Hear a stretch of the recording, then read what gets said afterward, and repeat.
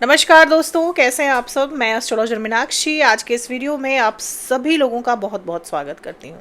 ये वीडियो मिथुन राशि वाले लोगों के लिए है, जेमिनाइज के लिए है।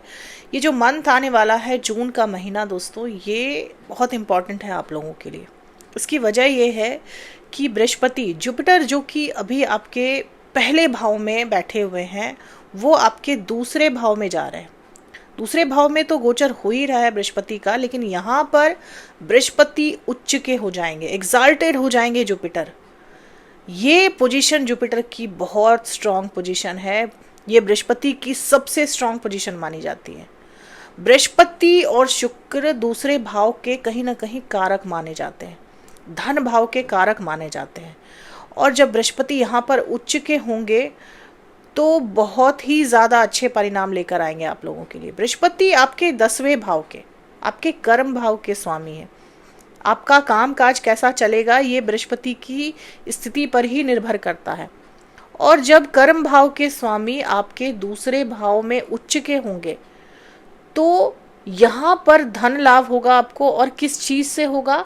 आपके कर्म से होगा, क्योंकि धन भाव में बृहस्पति उच्च के हो रहे हैं। दूसरा भाव धन का, आपके रुपए पैसे का, एक्यूमुलेटेड वेल्थ का होता है, आपके कुटुंब का होता है, आपके परिवार का होता है, खानदान का होता है, आपकी वाणी का होता है। और यहाँ बृहस्पति उच्च के हो रहे हैं, कर्क राशि में उच्च के होते हैं बृहस्पति। आपके काम काज से, आप जो भी काम करते हैं, जिस भी प्रोफेशन में हैं आप, उस प्रोफेशन से आपके पास पैसा आएगा, अच्छी मात्रा में रुपया पैसा आपके पास आएगा। आपकी सैलरी बढ़ सकती है, इसकी संभावना है।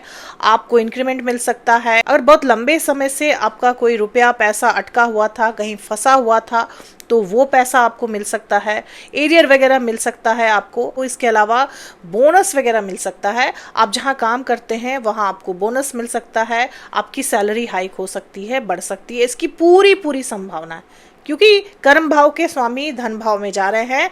तो धन वृद्धि जरूर होगी, पैसे में बढ़ोतरी होगी और आपकी आमदनी बढ़ेगी ही बढ़ेगी। रुपए पैसे की दिक्कत खत्म होगी। धन भाव बहुत मजबूत होगा। धन भाव में बृहस्पति जैसे एक शुभ ग्रह का उच्च का होना, यानी धन भाव बहुत ज्यादा स्ट्रांग हो जाता है। रुपए पैसे की जो किल्लत है, जो दिक्कत है, वो दूर होगी। दोस्तों, बृहस्पति जब उच्च के होते हैं ना, तो शुभता बढ़ जाती है, पॉजिटिविटी बढ़ जाती है आपकी लाइफ में, क्योंकि कर्क राशि में उच्च के होते हैं बृहस्पति। कर्क राशि एक ऐसी राशि है जो आपके सुख सुविधाओं को बताती है, आपकी मानसिक शांति को बताती है। आप मेंटली कितना स्टेबल रहेंगे इस बात को दर्शाती है कर्क राशि। मानसिक शांति आपको मिलेगी। अभी तक जो स्ट्रेस चल रहा था वो खत्म होगा। इसकी एक और वजह है दोस्तों कि शनि रेवती नक्षत्र में है। रेवती नक्षत्र अंतिम नक्षत्र है, 27वां नक्षत्र है। और यहाँ पर जब शनि होते हैं तो कार्मिक हो जाते हैं। शनि पर दृष्टि भी, नवी दृष्टि भी रहेगी बृहस्पति की 2 जून से। तो धर्म कर्म का संयोग बन रहा है यहाँ पर। यानी अगर अभी तक आपने अच्छे कार्य किए हैं, अच्छे कर्म किए हैं, तो यहाँ पर बृहस्पति ही नहीं, शनि भी आपको बहुत अच्छे परिणाम देंगे। और अगर किसी ने अच्छे कार्य नहीं किए हैं, पूर्व में कुछ गलत किया है, तो यही शनि पनिशमेंट देने पर भी आ जाते हैं। यही शनि कहीं ना कहीं इतने कार्मिक हो जाते हैं कि पुराने कर्मों का हिसाब किताब लेकर बैठ जाते हैं। 7वें भाव के भी स्वामी हैं बृहस्पति देव। 7वां भाव आपके वैवाहिक जीवन का होता है, आपके स्पाउस का होता है, आपके दाम्पत्य जीवन का होता है, आपकी डेली की इनकम का होता है।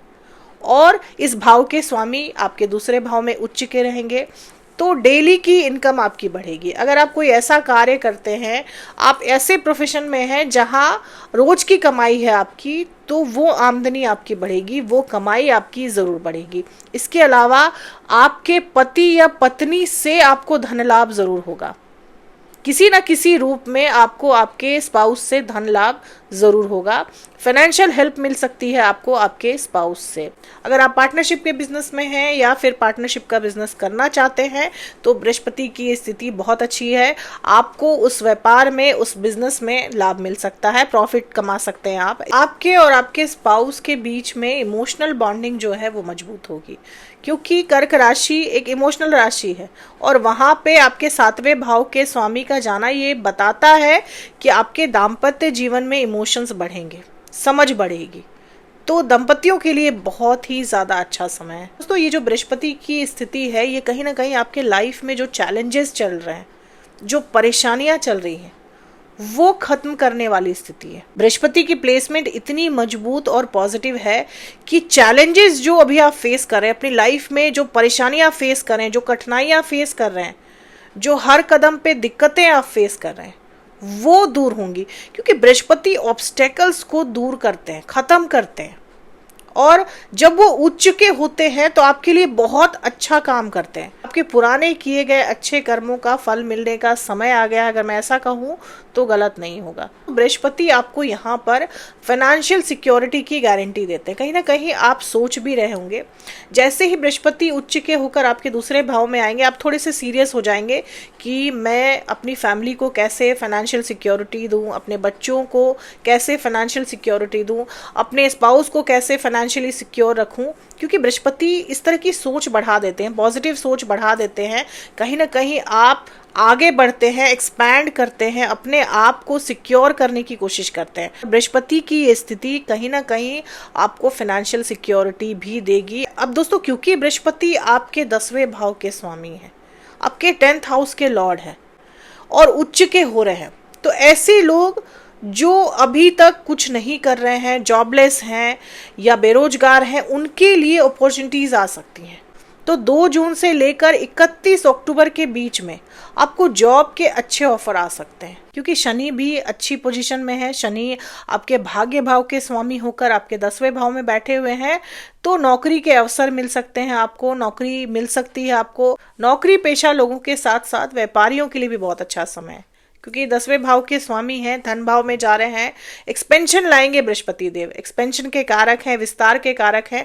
तो आपके व्यापार में विस्तार आ सकता है, धन कमा सकते हैं आप, लाभ बढ़ सकता है, प्रॉफिट बढ़ सकता है आपका। यहाँ पे एक और अच्छी चीज हो रही है दोस्तों, 8 जून को शुक्र, जो कि आपके 5वें भाव के स्वामी हैं, बहुत ही योग कारक ग्रह है आप मिथुन राशि वाले लोगों के लिए, वो भी बृहस्पति के साथ आपके धन भाव में रहेंगे। यानी उनका भी गोचर होगा आपके दूसरे भाव में, धन भाव में, कर्क राशि में। कर्जे खत्म होंगे आपके। इसके अलावा आपके इन्वेस्टमेंट से, शेयर मार्केट से आपको लाभ हो सकता है, क्योंकि 5वें भाव के स्वामी हैं शुक्रदेव और आपके धन भाव में रहेंगे।